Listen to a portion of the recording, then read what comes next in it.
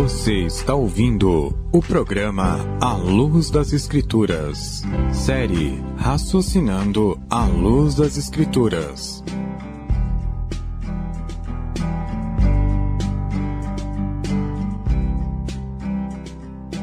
As armas com as quais lutamos não são humanas. Pelo contrário, são poderosas em Deus para destruir fortalezas. Destruímos argumentos e toda pretensão que se levanta contra o conhecimento de Deus e levamos cativo todo pensamento para torná-lo obediente a Cristo. 2 Coríntios, capítulo 10, versículos 4 e 5.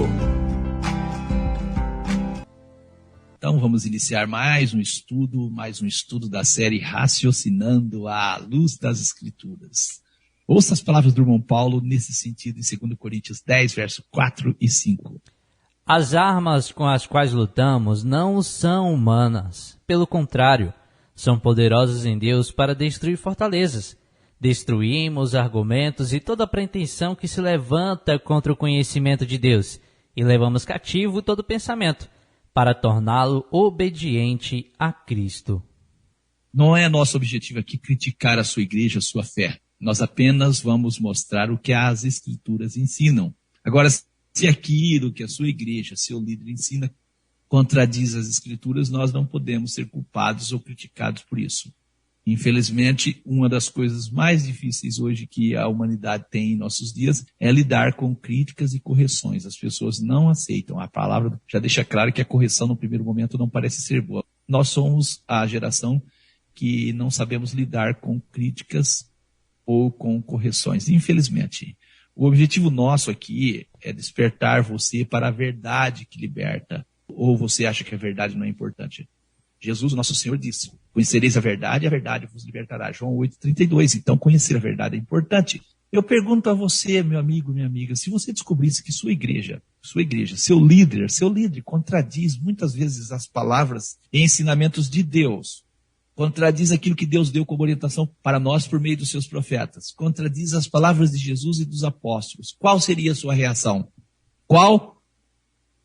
Mesmo tendo certeza que muitos ensinamentos da sua igreja, é isso mesmo, do seu líder, são contrários às Escrituras, você sente confortável em permanecer assim? Você ouve a verdade, mas ainda permanece assim. Ou você acha que não é preciso total atenção ao que as Escrituras ensinam?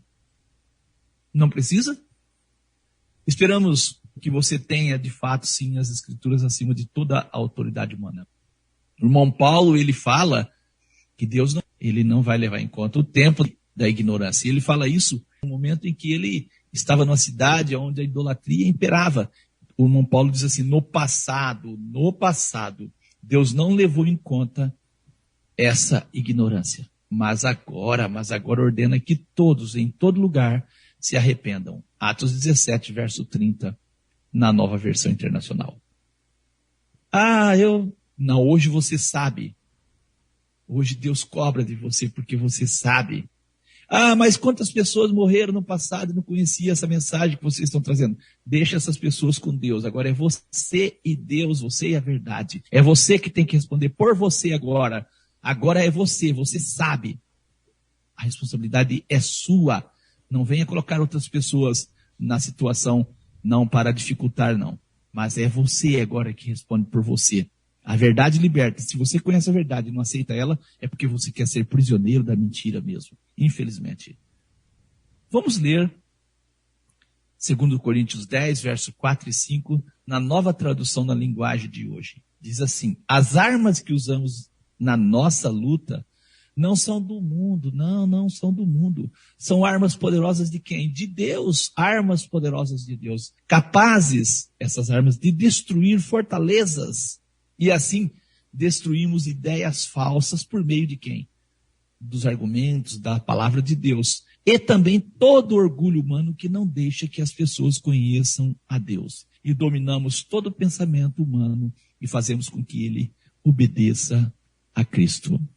Não somos nós e não é a nossa autoridade que vai dominar nada. Nós não fazemos e não temos poder para isso, mas é a palavra do nosso Deus quem vai te levar para um raciocínio correto à base das Escrituras. Assim iniciamos mais um estudo da série Raciocinando à Luz das Escrituras.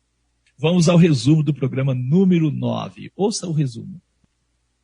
O Evangelho à luz das Escrituras. Esse foi o nosso tema anterior. Iniciamos o estudo com os seguintes textos. Gálatas 3:8. Ora, tendo a Escritura previsto que Deus havia de justificar pela fé os gentios, anunciou primeiro o Evangelho a Abraão. Anunciou primeiro o Evangelho a Abraão, dizendo: todas as nações serão benditas em ti. Segundo aos Coríntios, capítulo 4, dos versos 3 a 4, foi mais um verso que nós trazemos que diz: mas, se ainda o nosso Evangelho está encoberto, é naqueles que se perdem que está encoberto, dos quais o Deus deste século cegou os entendimentos dos incrédulos, para que lhes não resplandeça a luz do Evangelho da glória de Cristo, o qual é a imagem de Deus. E nós deixamos claro por meio desse estudo que, infelizmente, a grande maioria dos crentes não sabem o que de fato é o Evangelho. Trouxemos algumas pesquisas, as quais denominam o Evangelho como conjunto dos livros do Novo Testamento. Cada um dos 4 livros do Novo Testamento que narram a vida e a doutrina de Cristo. Isto é, o Evangelho de São Mateus, o Evangelho de São Lucas, o Evangelho de São Marcos e o Evangelho de São João. Isso é uma pesquisa que nós trazemos nesse estudo. Com outra fonte de pesquisa, nós também trouxemos essa informação. Segundo a pesquisa, ela diz: o Evangelho é a proclamação da morte e ressurreição de Jesus Cristo para a salvação de todo aquele que crer nele. Deus enviou Jesus para morrer em nosso lugar, para que tenhamos a vida eterna. E aí nós entendemos, por meio de algumas pesquisas, que alguns não entendem o que é Evangelho. Por meio do estudo, nós mostramos que o Evangelho é muito mais que isso. Muito mais. Deixamos claro que o termo Evangelho é boa notícia. Trouxemos Romanos no seu capítulo 1, dos versos 1 ao 6.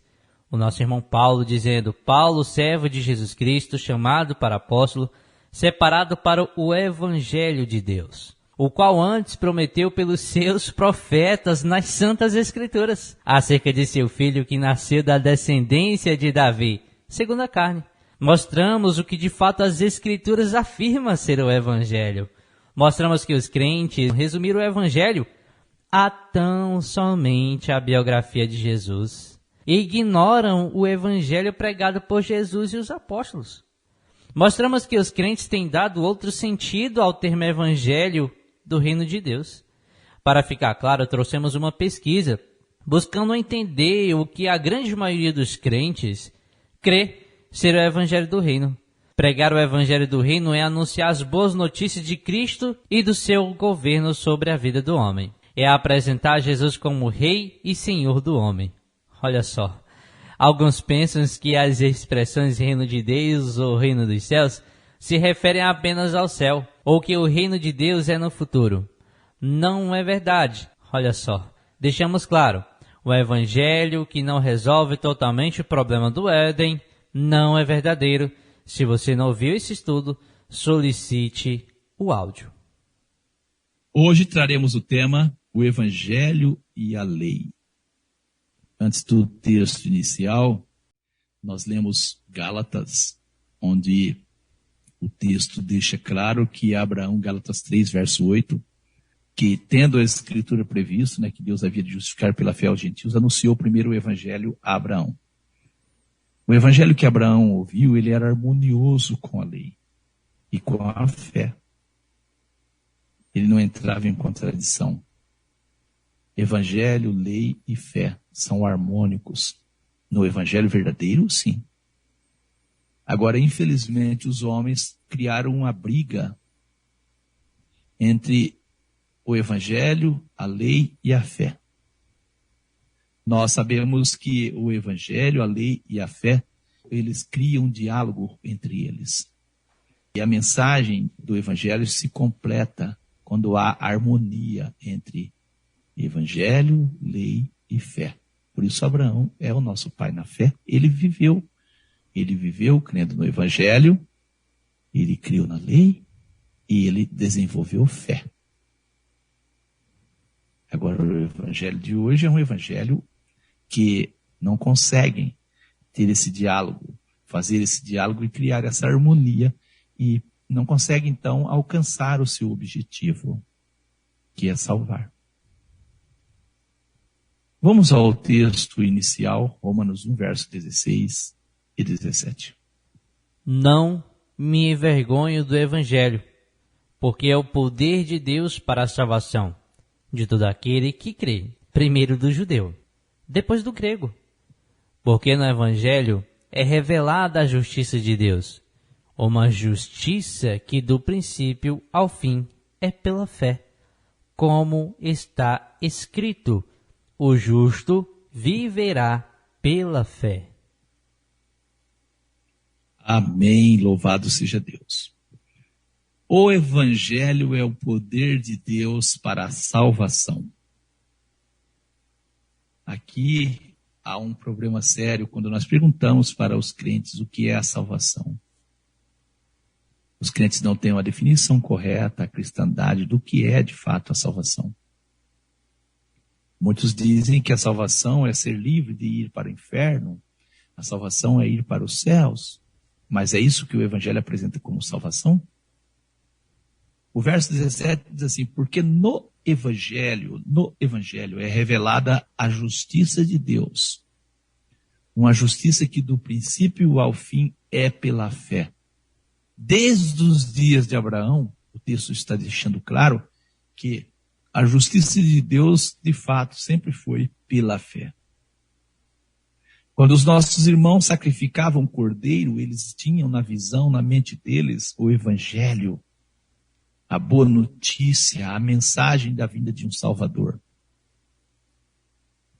O fato dos nossos irmãos sacrificar um cordeiro tinha também uma causa. Por que sacrificavam um cordeiro? Pode ler Levíticos, lê lá Levíticos 1, capítulo 1, 2, 3, 4, 5 ali.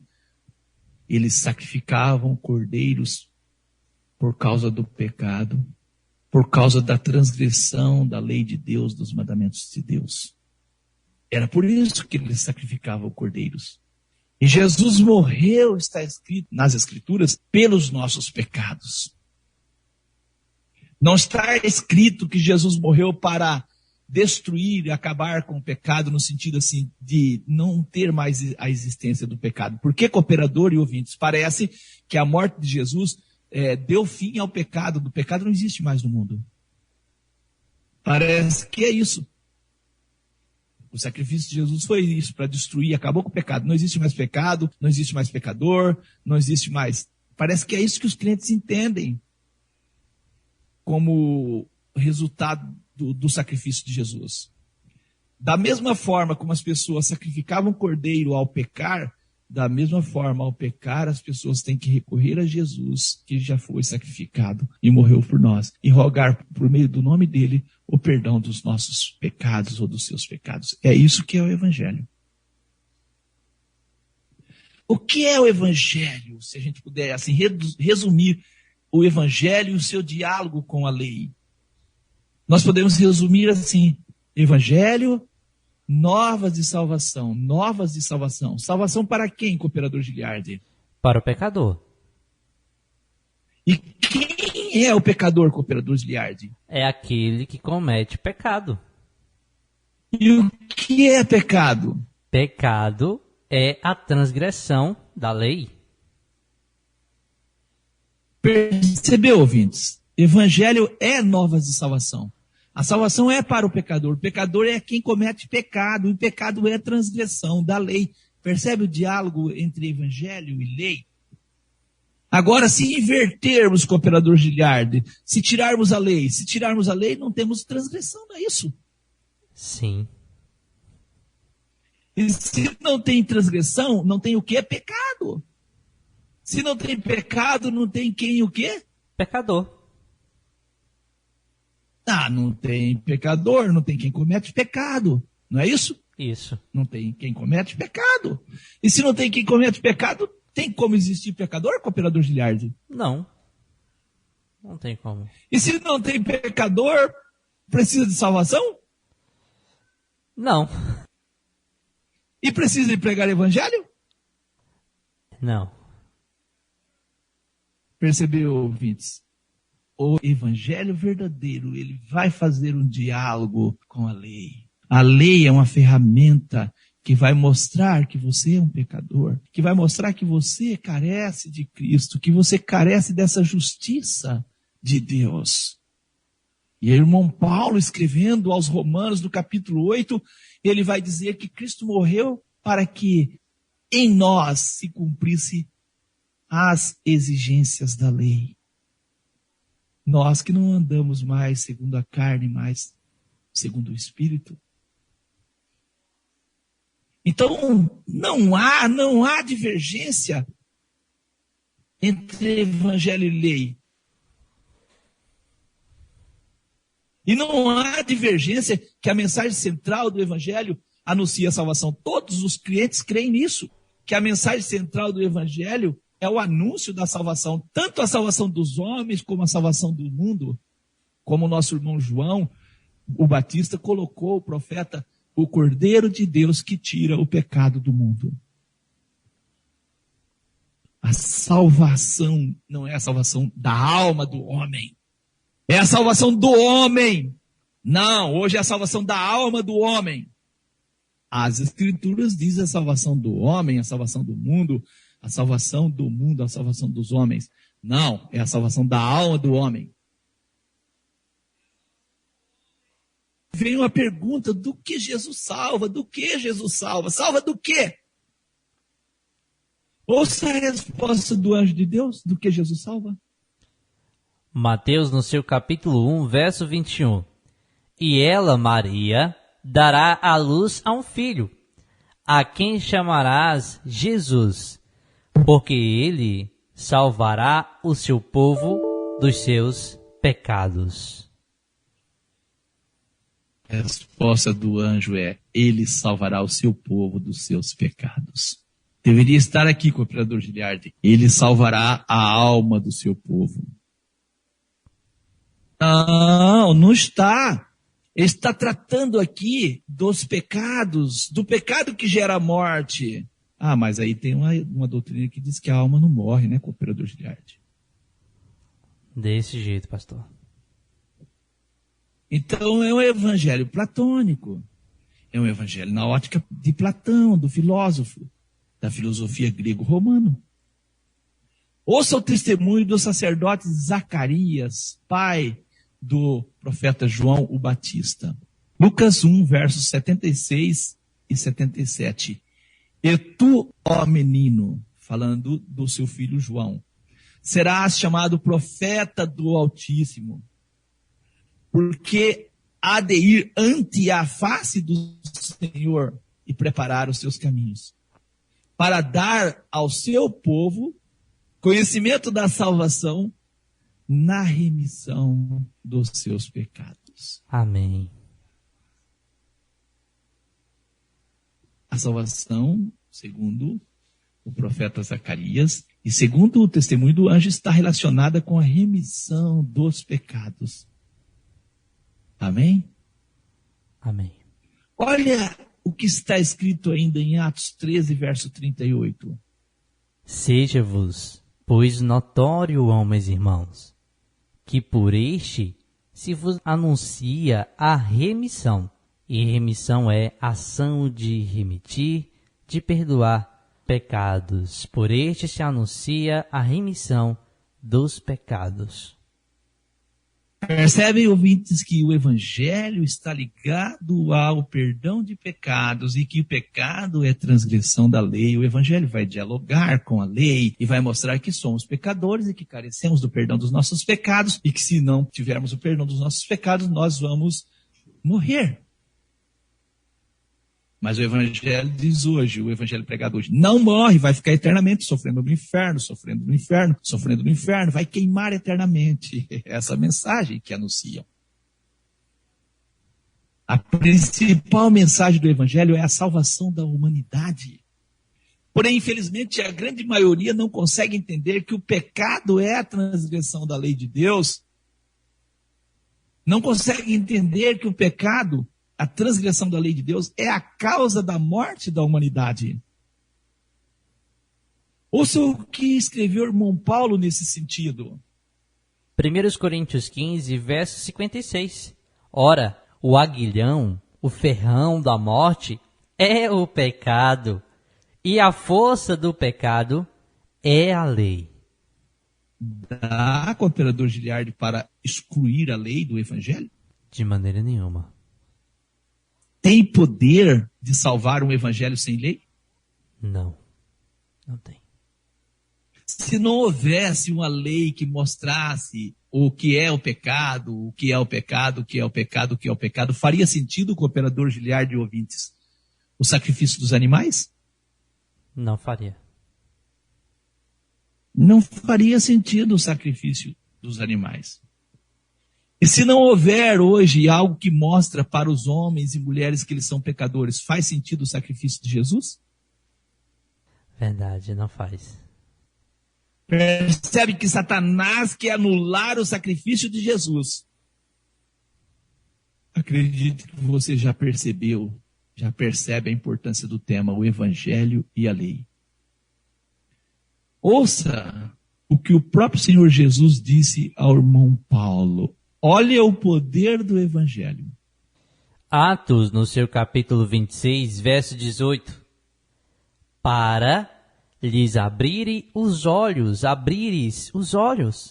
e das trevas os converteres à luz, e do poder de Satanás a Deus, a fim de que recebam a remissão de pecados e herança entre os que são santificados pela fé em mim. Atos capítulo 26, verso 18.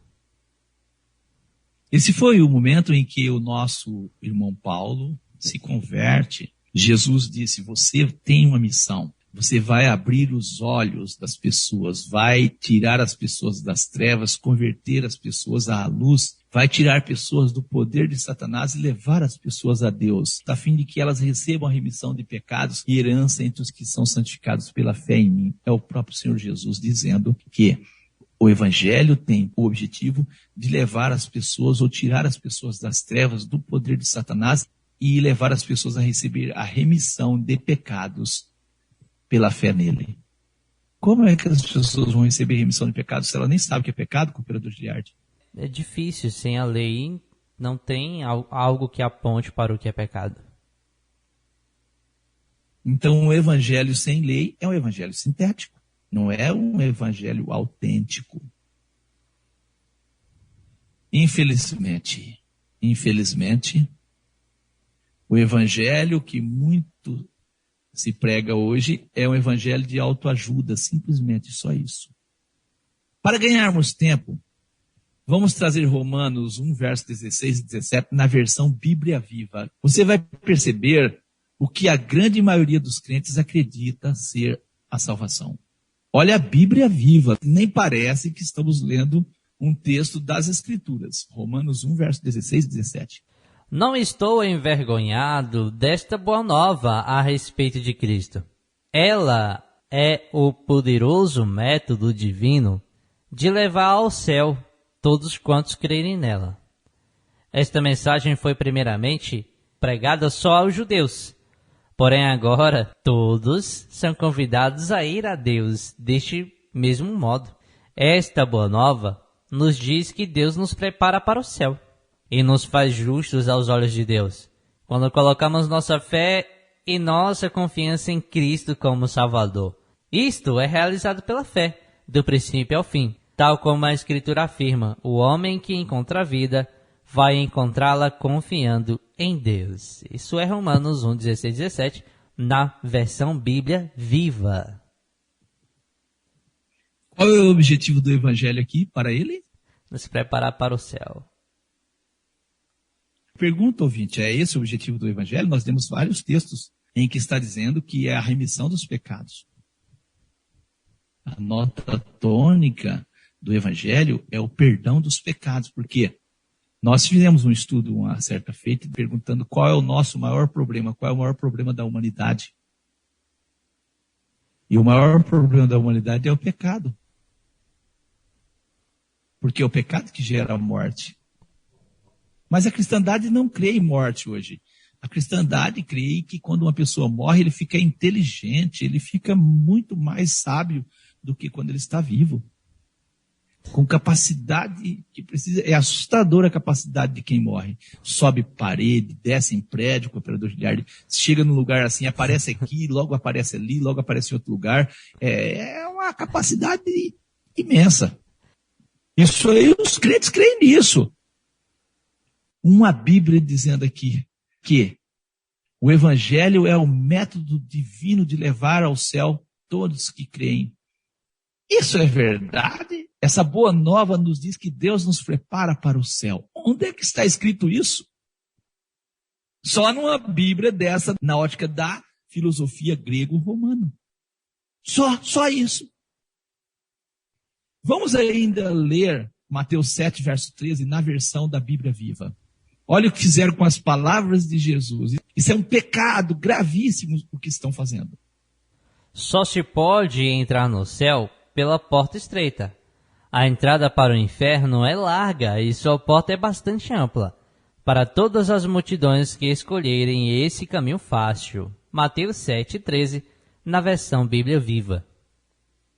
Percebeu que salvação está relacionada aí para os céus e perdição está relacionada aí para o inferno. Eu trouxe os textos para mostrar que é isso que a cristandade aceita e por isso exclui a lei, porque a lei diz, morre, o transgressor morre, mas a doutrina da imortalidade da alma diz, não morre, então não é harmonioso crer que morre. Então inventaram um jeitinho aí, criaram uma situação aí e pronto, está resolvido o problema. Eu pergunto a você, ouvinte, você deseja a sua salvação? Ele salvará o seu povo dos seus pecados. E aí vem uma dificuldade ainda com o operador Giliard que as pessoas têm que não sabem como ser perdoado dos seus pecados. Eles acham que ser perdoado dos seus pecados é só levantar a mão e dizer que aceitou Jesus. Aceitar Jesus não é isso, não. Aceitar Jesus é invocar o nome de Jesus na hora do batismo. Jesus disse aos seus discípulos, ide por todo mundo, pregai o evangelho a toda criatura. Quem crer e for batizado será salvo, mas quem não crer será condenado. Marcos 16, verso 15 e 16. Como os crentes e a cristandade entendem esse versículo, cooperador? Elas entendem que as pessoas têm que crer no quê? Para ser salvo. E Jesus disse, ide por todo mundo, pregai o evangelho a toda criatura. Pregar o evangelho a toda criatura. Quem crer e for batizado, quem crer no quê? No evangelho. Amém. E ser batizado será salvo. Mas quem não crer no quê? No evangelho será condenado. Aí a cristandade diz que é quem crer em Jesus. Isso. Quem não crer em Jesus, quem crer em Jesus. Não é em Jesus, é no evangelho. Verdade.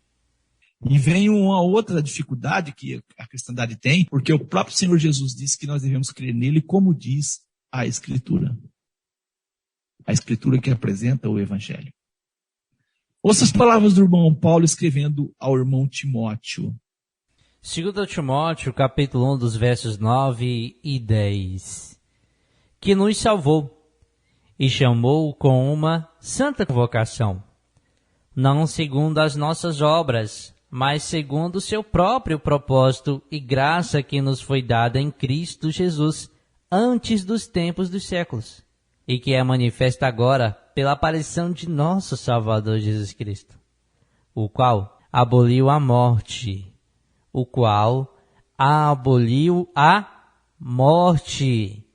e trouxe à luz a vida e a incorrupção pelo Evangelho. Incorrupção pelo Evangelho. Louvado seja Deus. Amém? Graças a Deus. O propósito e graça que nos foi dado em Cristo Jesus antes dos tempos dos séculos, que é manifesta pela aparição de nosso Senhor Jesus Cristo, o qual aboliu a morte. Jesus aboliu a morte, trouxe à luz a vida e a incorrupção pelo Evangelho. Percebeu? O evangelho tem poder de abolir a morte e salvará o seu povo dos seus pecados. O salário do pecado, infelizmente, é a morte. O irmão Paulo ainda afirma, mas agora, libertados dos pecados por quem? Por Jesus. Pecado é transgressão da lei. E feitos servos de Deus. Não tem como você ser servo de Deus desobedecendo a Deus. Tendes o vosso fruto para a santificação. Não tem como você ser santo se você é desobediente à lei de Deus. E por fim, a vida eterna. Percebeu? Há um diálogo entre lei e evangelho, justificação, estão em harmonia. O irmão Paulo ainda afirma no verso 23, porque o salário do pecado é a morte. Se nós traduzirmos isso aqui, cooperador Giliardi, segundo o que nos permite o raciocínio, nós vamos dizer, porque o salário da transgressão da lei é a morte. O resultado da transgressão da lei é a morte. Amém. Se não for salvo do pecado, a morte é abolida, cooperador Giliardi? Não. Não é. Não é. Porque o salário do pecado é a morte, mas o dom gratuito de Deus é a vida eterna. Por Cristo Jesus, nosso Senhor. Vida eterna. Por Cristo Jesus, nosso Senhor. Nesse sentido, eu acho interessante, cooperador Giliardi, trazer primeiro a João 3, verso 4. Todo aquele que pratica o pecado transgride a lei. De fato, o pecado é a transgressão da lei. Percebeu, ouvintes, que o tema lei e evangelho era bem entendido pelos nossos irmãos? Percebeu isso? Agora é você que decide. Você quer um evangelho sintético? O problema é seu. O evangelho pregado por nosso Senhor Jesus e nossos irmãos denunciava o pecado. Era um convite ao arrependimento e conversão dos pecadores, levando-os ao perdão dos seus pecados. E nesse sentido, ouça as palavras do irmão Pedro. Arrependei-vos, pois, e convertei-vos, para que sejam apagados os vossos pecados, e venham assim os tempos do refrigério pela presença do Senhor. E envie ele a Jesus Cristo, que já dantes vos foi pregado. Atos, capítulo 3, versos 19 e 20. Arrepender do quê? Do quê? Converter do quê? Como você vai mudar a sua direção, o seu caminho? Como? Como você vai se arrepender? Arrepender do quê se você não tem noção do que você precisa de arrepender? Arrependei-vos e convertei-vos para que sejam apagados os vossos pecados. Apagados os pecados? Mas o que é o pecado? Jesus aboliu a lei, não tem mais pecado. Esse evangelho que diz que Jesus aboliu a lei, ele é sintético. Ele não é autêntico, ele não traz a ferramenta mais importante para que o homem de fato enxergue-se como um pecador. Como vai vir em tempo de refrigérios? Como vai vir em tempo de refrigério se a pessoa não consegue entender? Não tem elementos suficiente para ele arrepender, que traz ele, a memória dele, que consiga trabalhar o coração dele, que ele de fato é um pecador. Infelizmente, um evangelho que não consegue dialogar com a lei, ele é sintético. Vamos repetir o testemunho do sacerdote pai do profeta João o Batista. Lucas, capítulo 1, dos versos 76 ao 77, que diz: E tu, ó menino, serás chamado profeta do Altíssimo, porque hás de ir ante a face do Senhor, e preparar os seus caminhos, para dar ao seu povo conhecimento da salvação, na remissão dos seus pecados. Como era que João Batista falava de Jesus, anunciava, ele trazia o conhecimento da salvação para as pessoas por meio do quê? E esse conhecimento levava as pessoas ao quê? Não era a remissão dos pecados? A salvação. salvação que João Batista anunciava que Jesus traria, anunciava que por meio de Jesus as pessoas alcançariam a remissão dos seus pecados. O que mudou da aliança primeira com a aliança renovada? O pecado ainda existe. Mas o Cordeiro já foi sacrificado, o Cordeiro é Jesus. Agora, se você quer um evangelho sem lei, você anula o sacrifício de Jesus. E aí é aquilo mesmo que nós temos falado já. Pregar um evangelho sem lei é anular o sacrifício de Jesus. Nós já mostramos, o evangelho é novas de salvação, não é não? Salvação para quem? Para o pecador. Quem é o pecador? O pecador é quem comete pecado. O pecado é a transgressão da lei. Ah, se eu tiro a lei, não tem transgressão. Se eu tiro a transgressão, não tem pecado. Se eu tiro o pecado, não tem pecador. Se eu tiro o pecador, não preciso de salvação. Se não tem pecador, não tem salvação. Se não tem salvação, para que evangelho? Se não tem lei, não tem transgressão. Se não tem transgressão, não tem pecado. Se não tem pecado, não tem pecador. Se não tem pecador, não precisamos de salvação, e pregar o evangelho não faz nem sentido pregar o evangelho. O irmão Paulo, escrevendo em Romanos 4, verso 15, ele diz: porque onde não há lei, também não há transgressão. Se não tem lei, não tem transgressão. E se não tem transgressão, não tem pecador. Se não tem pecador, não tem pecado. Não precisa de evangelho e nem de Salvador, cooperador auxiliar de ouvintes. E aí a palavra do anjo em Mateus 1, verso 21, e dará à luz um filho e chamará o seu nome Jesus, porque ele salvará o seu povo de seus pecados. É bobeira. Salva o quê, assim já não tem lei? Ouça. O pregador vai pregar o que, cooperador auxiliar, que ele vai pregar? O evangelho. O evangelho que fala de Jesus que morreu e nos deu o quê? A graça. Para nos salvar do quê? Do pecado. E o que é o pecado?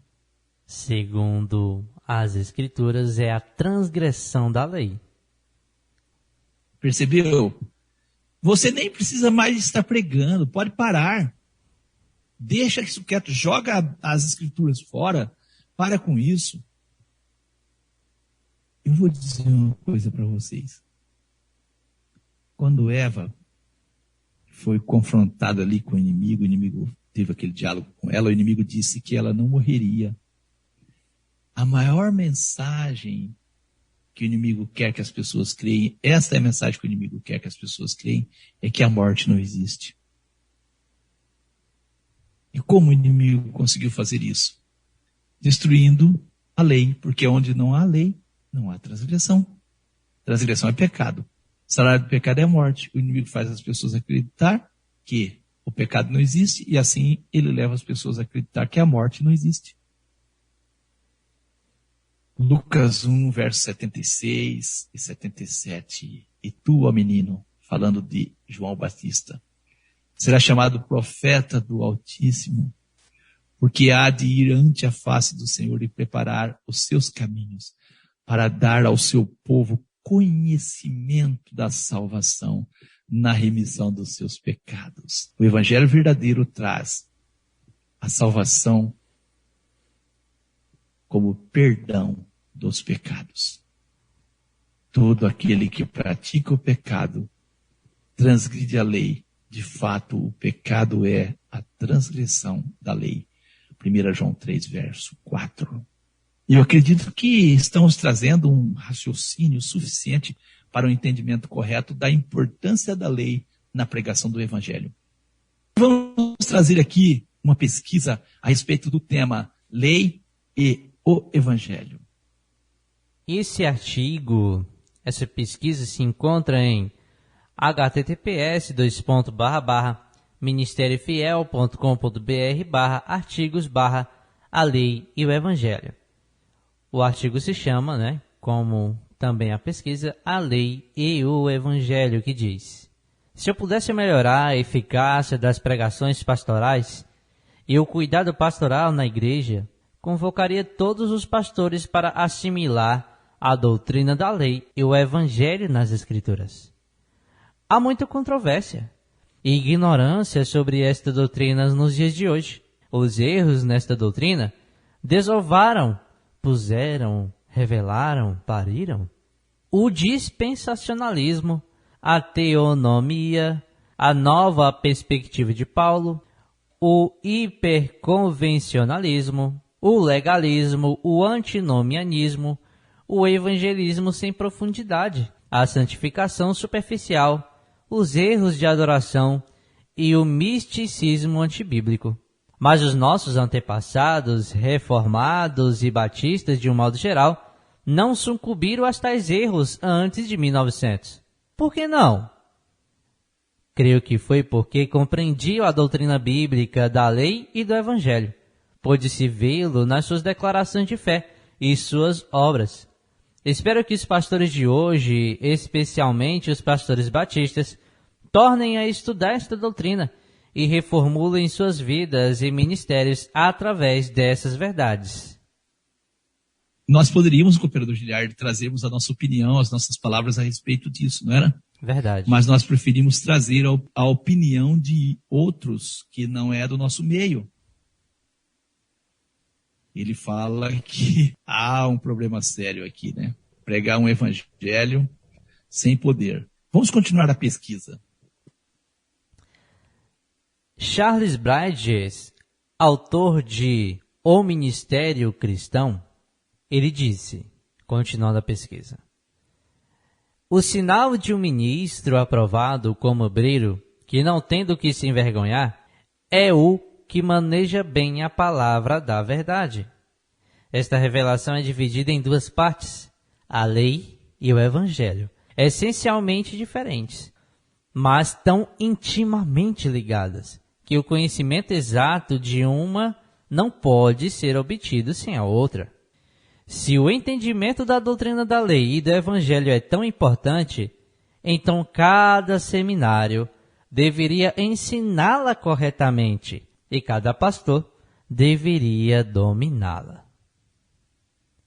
Interessante, não? Interessante. Olha o que a pesquisa vai falar do evangelismo. Vamos ver o que vai falar do evangelismo.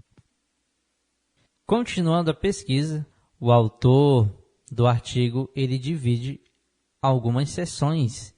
E a primeira seção aqui nós vemos evangelismo. Olha só. Tendo perdido a importância da lei de Deus para revelar o pecado ao pecador, o evangelismo hoje tornou-se cada vez mais superficial. Mas pela lei vem o pleno conhecimento do pecado. Romanos capítulo 3, dos versos 19 ao 20. O pecado em muitas apresentações não aparece em termos de transgressão aos 10 mandamentos e condenação diante de Deus. Portanto, o arrependimento também é deixado de fora. Como resultado, muitos que supostamente reagem ao convite do Evangelho, nunca se arrependeram da transgressão da lei e não se comprometeram a viver uma vida santa, obediente. Os registros em nossas igrejas batistas estão cheios deles.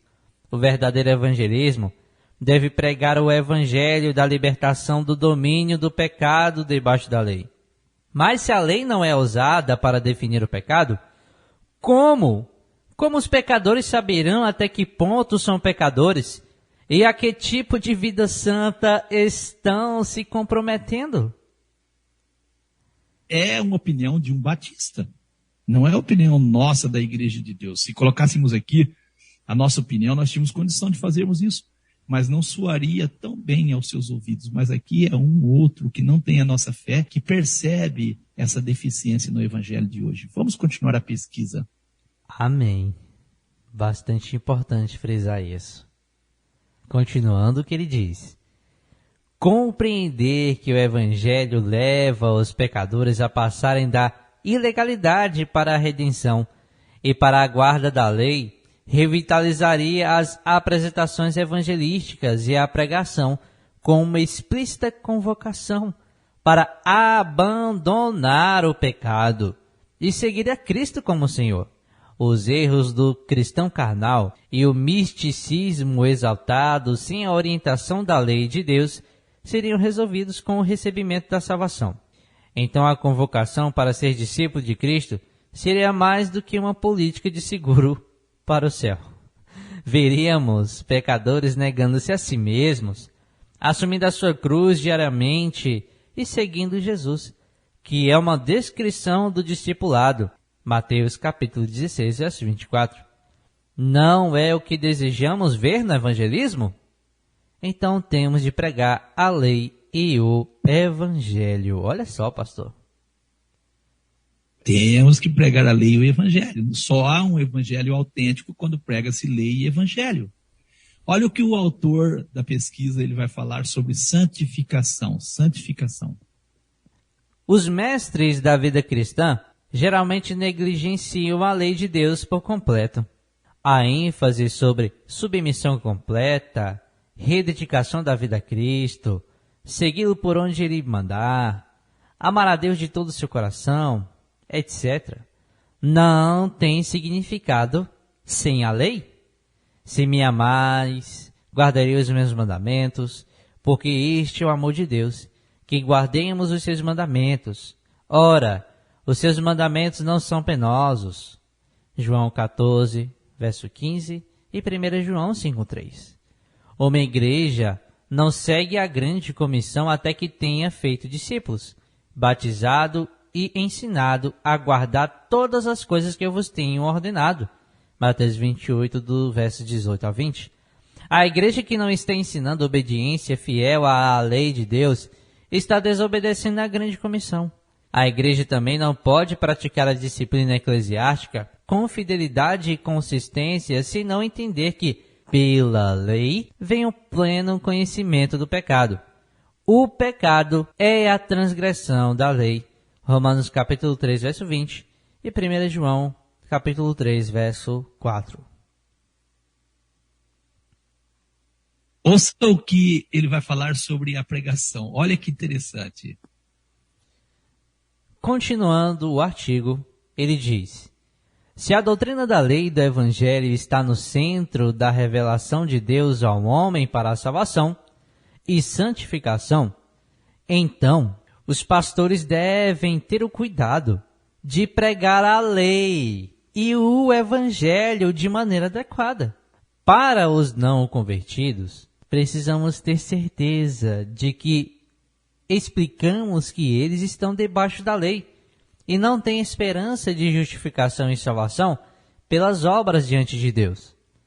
Também precisamos lhes mostrar suas transgressões da lei, para que saibam que são pecadores condenados debaixo da lei e que devem se arrepender de suas transgressões da lei diante de Deus.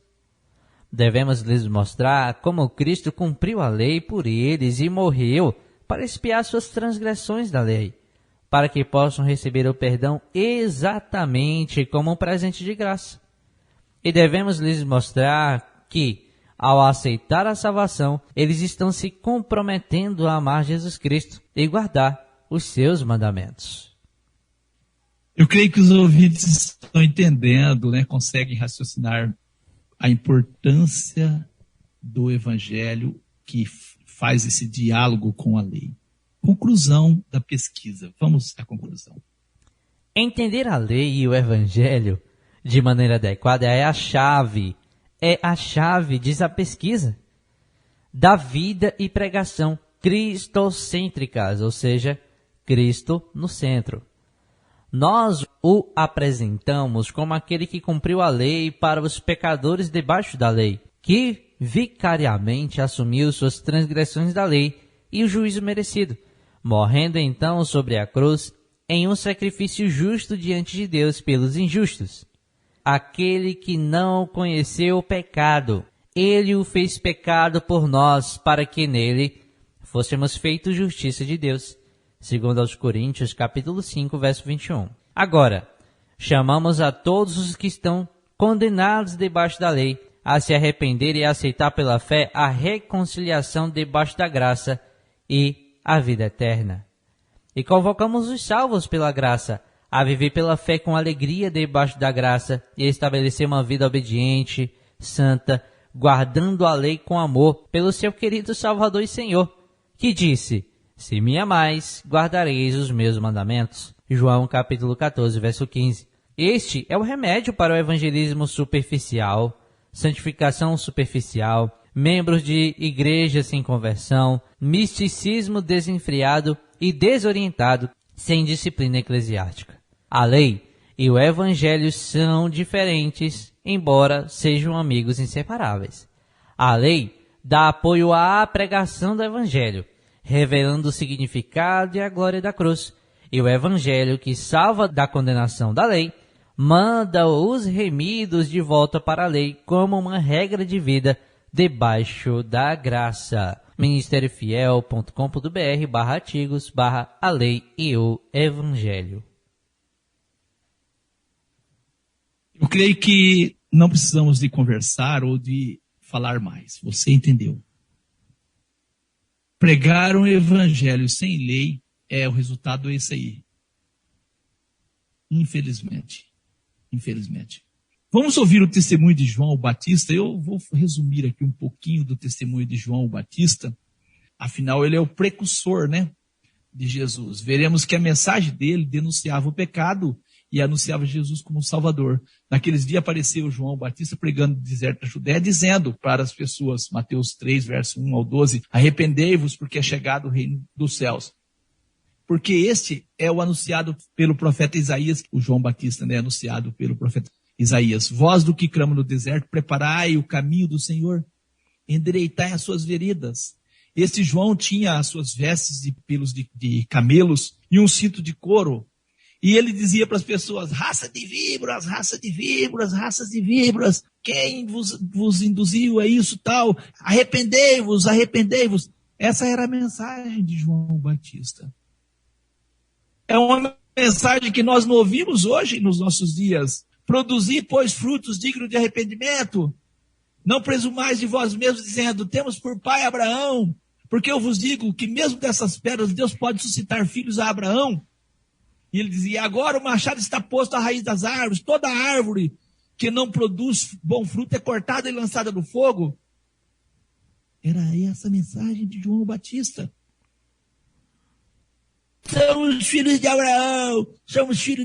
Ele dizia, arrependem de vossos pecados, senão vocês vão ser lançados sim, como a árvore má lançada no fogo. Ele mandava produzir, pois, frutos dignos de arrependimento. Hoje, eu sou filho de Deus pela fé em Cristo Jesus. Essas palavras se encaixam hoje na cristandade. Infelizmente, como você diz hoje que é filho de Deus, mas você é desobediente às leis de Deus? Como você é filho de Deus se você não consegue viver de acordo com a vontade de Deus? E tudo isso é fruto de um evangelho barato, infelizmente. Leia João 1, verso 19 ao 31, você vai ver que interessante. Leia. Ele diz, endireitai o caminho do Senhor, como disse o profeta Isaías. E aí os fariseus perguntaram a ele e disseram-lhe, por que batizas, pois tu, se não és o Cristo, nem o Elias, nem o profeta? João respondeu dizendo, eu batizo com água, mas depois de vós está um que vós não conheceis. Esse é aquele que vem após mim, e que é antes de mim, o qual eu não sou digno de desatar as correias da alparca. Essas coisas aconteceram em Betânia, do outro lado do Jordão, onde João estava batizando. No dia seguinte, João viu a Jesus que vinha ter com ele e diz, eis o Cordeiro de Deus que tira o pecado do mundo.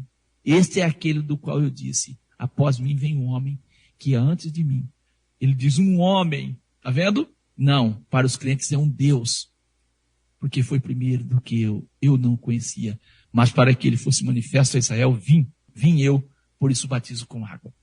As pessoas viam em Jesus um homem, alguém que tinha o poder de tirar o pecado do mundo. Eles viam em Jesus o Cordeiro de Deus, que tem o poder de tirar o pecado do mundo. Ouça as palavras do anjo, e dará luz a um filho, chamará o seu nome Jesus, porque ele salvará o seu povo dos seus pecados. Mateus 1 e 21. Atos 10 e 43. A este dão testemunho os profetas de que todos que creem nele receberão o perdão dos pecados pelo seu nome, recebe o perdão dos pecados pelo nome. O irmão Pedro diz, da qual salvação inquiriram e trataram diligentemente os profetas que profetizaram da graça que vos foi dada. Os profetas falavam de uma graça que seria dada aos homens, 1 Pedro 1, verso 10. Atos 3, verso 18 ao 19, Deus assim cumpriu o que já antes havia falado pela boca dos seus profetas, que o Cristo havia de padecer. E a mensagem é: arrependei-vos, pois, e convertei-vos, para que sejam apagados os vossos pecados. Jesus morreu por nossos pecados. O seu sangue é suficiente para livrar a humanidade do pecado. Mas se a pregação não prega, se os pregadores não falam o que é pecado, como as pessoas serão livres? É como diz o autor da pesquisa, é um evangelho sem poder de salvação. O próprio Senhor Jesus afirmou, porque isto é o meu sangue, o sangue do Novo Testamento, que é derramado por muitos para a remissão dos pecados. Mateus 26, verso 28. Romanos 3, verso 25. Ao qual Deus propôs para a propiciação pela fé no seu sangue, para demonstrar a sua justiça pela remissão dos pecados dantes cometidos sob a paciência de Deus. Remissão de pecados. Efésios 1, verso 7. Em quem? Em Jesus temos a redenção pelo seu sangue. O que é a redenção? A remissão das ofensas, segundo as riquezas da sua graça.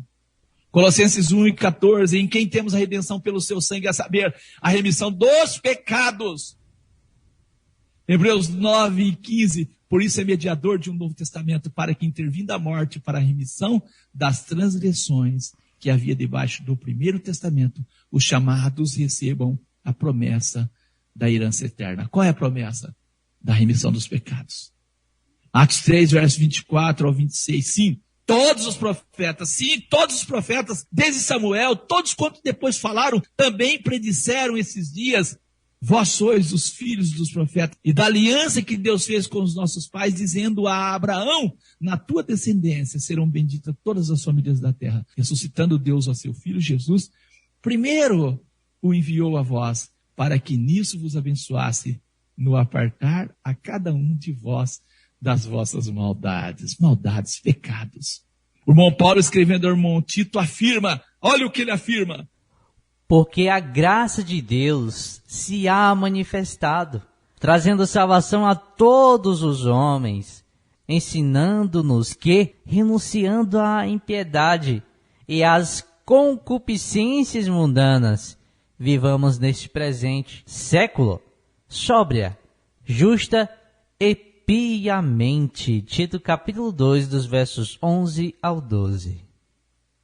Ouça como o irmão Paulo relacionava a lei e o evangelho nas suas pregações. O irmão Paulo dizia assim, que diremos, pois? É a lei pecado? Não, de modo nenhum. Mas eu não conheci o pecado senão pela lei. O irmão Paulo diz que conheceu o pecado pela lei, porque eu não conhecia a concupiscência se a lei não dissesse, não cobiçarás. Romanos 7, 7. Por esse texto dá para ver o quanto há de deficiência no evangelho pregado nos dias de hoje. Claro que teria que ser assim, pois o evangelho pregado pelo irmão Paulo foi aprendido do próprio Senhor Jesus. Jesus nunca excluiu a lei de suas pregações. Isso é claro em muitas escrituras. Quando naquele episódio da mulher ali que ia ser apedrejada, Jesus estava abaixado, endireitando-se Jesus, e não vendo ninguém mais do que somente a mulher ali, a mulher adúltera, disse Jesus, mulher, onde estão aqueles teus acusadores? Ninguém te condenou? Ela disse, ninguém, Senhor. E disse-lhe Jesus, nem eu também te condeno. Olha que interessante agora. Vai-te e não peques mais. João 8, verso 10 e 11. Em outra ocasião, Jesus disse a um homem, depois Jesus encontrou esse homem no templo, um homem foi curado por ele, e disse-lhe, eis que já está são, não peques mais, para que não te suceda alguma coisa pior. João 5, verso 14. Nesse sentido, eu acho importante repetir o artigo A Lei e o Evangelho, ministériofiel.com.br, artigo A Lei e o Evangelho. Ele vai falar o evangelismo. Ele diz assim, o evangelismo, tendo perdido a importância da lei de Deus para revelar o pecado ao pecador, hoje tornou-se cada vez mais superficial. O evangelho pregado hoje é superficial.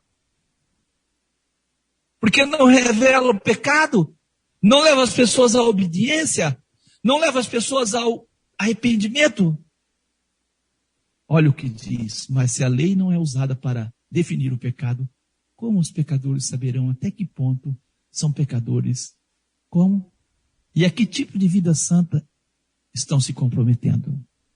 O irmão Paulo deixa claro que só seremos salvos se conservarmos o evangelho na sua forma original. Ouça as palavras do irmão Paulo. Também vos notifico, irmãos, o evangelho que já vos tenho anunciado, o evangelho que o nosso irmão Paulo já tinha anunciado, o qual também recebestes, e no qual também permaneceis. Permaneça no evangelho que eu anunciei. Permaneceis. Pelo qual também sois salvos, se o retiverdes, guardar, conservar, tal como vos tenho anunciado. Então, guarde ele da mesma forma que eu entreguei.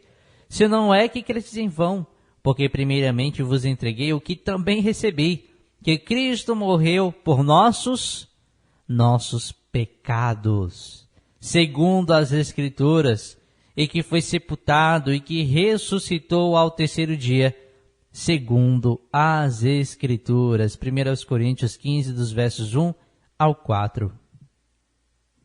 Ouça ainda mais um pouco a importância do evangelho para a salvação. O irmão Paulo disse: não me envergonhe do evangelho, não me envergonhe do evangelho, porque o evangelho é o poder de Deus para a salvação de todo aquele que crê. Primeiro do judeu, depois do grego. Porque no evangelho é revelada a justiça de Deus. No evangelho é revelada a justiça de Deus. Uma justiça que do princípio ao fim é pela fé, como está escrito: o justo viverá pela fé. Portanto, a ira de Deus é revelada do céu contra toda impiedade e injustiça dos homens que suprimem a verdade pela injustiça. Romanos 1, verso 16 ao 18, na Nova Versão Internacional. O irmão Marcos escreveu da importância do evangelho para a salvação. Jesus disse: ide por todo mundo, pregai o evangelho a toda criatura. Quem crer no evangelho e for batizado será salvo, mas quem não crer no evangelho será condenado. Marcos 16, verso 15 e 16. Agora, se você está crendo no evangelho superficial, no evangelho aí vamos dizer assim, meia pedra, meio tijolo, como se fala, né? Um evangelho falso, infelizmente, o que vai acontecer? Se pregarmos um evangelho sem lei, acabamos anulando o sacrifício de Jesus. Falando de Jesus, o irmão Paulo escreveu: o qual Deus propôs para a propiciação pela fé no seu sangue, para demonstrar a sua justiça pela remissão dos pecados antes cometidos sob a paciência de Deus. Romanos 3, verso 25. De novo nós trazemos: evangelho é nova de salvação. Salvação para quem? Para o pecador. Quem é o pecador? O pecador é aquele que comete pecado. O que é pecado? Pecado é a transgressão da lei. Se não tem lei, não tem transgressão. Se não tem transgressão, não tem pecado. Se não tem pecado, não tem pecador. Se não tem pecador, não precisamos de salvação e nem de pregar o evangelho. Não faz sentido pregar o evangelho.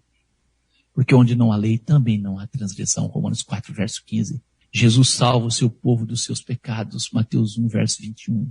Ouça o que acontece quando pregamos um evangelho sem lei. Se não tem lei, não tem pecado.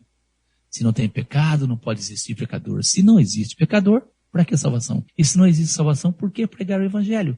Negar, então, a ligação da lei com o evangelho é negar Jesus como Salvador. É negar a existência da morte. Romanos 7, 8, porquanto, onde não há lei, o pecado está morto. Percebeu que a intenção do diabo é esconder a existência do pecado. Assim, o pecado, que é o ferrão da morte, segue ferindo a humanidade e destruindo. Como escreveu o irmão Paulo em 1 Coríntios 15, 56. Ora, o aguilhão da morte é o pecado. Romanos 6, verso 22 ao 23. Mas agora libertos do pecado, feitos servos de Deus, tendes o vosso fruto para a santificação e, por fim, a vida eterna. Porque o salário do pecado é a morte, mas o dom gratuito de Deus é a vida eterna por Cristo Jesus, nosso Senhor. Satanás não quer que você tenha a vida eterna. Satanás, ele quer levar os homens à morte. Encontrou uma maneira muito fácil por meio de um evangelho barato. Todo o texto das Escrituras que mostram a existência do pecado, que mostra a existência da morte, que mostra a existência de perdão, estão afirmando a existência da lei de Deus. O Evangelho apresenta o plano de Deus para resgatar a humanidade das mãos do diabo, bem como afirmou o nosso Senhor Jesus ao irmão Paulo. Você vai abrir os olhos das pessoas para tirar as pessoas das trevas, converter as pessoas à luz, para tirar as pessoas do poder de Satanás e levar as pessoas a Deus, para que elas recebam a remissão dos pecados e herança entre os que são santificados pela fé em mim. Palavras de Jesus, palavras de Jesus. Atos 26, verso 18. A nota tônica do verdadeiro evangelho traz a remissão dos pecados. Quando pregamos um evangelho sem lei, Jesus não pode ser o nosso Salvador e muito menos o nosso advogado, como está escrito em 1 João 2, verso 1 e 2. Filhinhos, essas coisas eu vos escrevo para que não pequeis, mas se alguém pecar, temos um advogado para com o Pai, Jesus Cristo justo. Ele é a propiciação pelos nossos pecados. E não somente pelos nossos pecados, mas também pelo de todo o mundo. Tem advogado sem lei, cooperador de Liardo? Não, não existe. Eu espero, meu amigo, que você tenha entendido. Eu quero só finalizar com Atos 4, verso 10 e 12, cooperador de Liardo. Seja conhecido de vós todos e de todo o povo de Israel, que em nome de Jesus Cristo, Nazareno, aquele a quem vós crucificastes e a quem Deus ressuscitou dentre os mortos, em nome desse é que este está são diante de vós. Ele é a pedra que foi rejeitada por vós, os edificadores, a qual foi posta por cabeça de esquina. E em nenhum outro há salvação, porque também debaixo do céu nenhum outro nome há, dado entre os homens, pela qual devamos ser salvos. Jesus rejeitado pelos edificadores. Você diz, eu não, hoje parece que as pessoas creem muito em Jesus. Creem. Fala para eles ser batizado em nome de Jesus para você ver o pulo que eles dão. Fala para você ver. Eu creio em Jesus, oh glória a Deus, Jesus é tudo para mim. Você foi batizado de que jeito? Eu batizado em nome do Pai, do Filho e do Espírito Santo. Você não quer ser batizado em nome de Jesus? Não.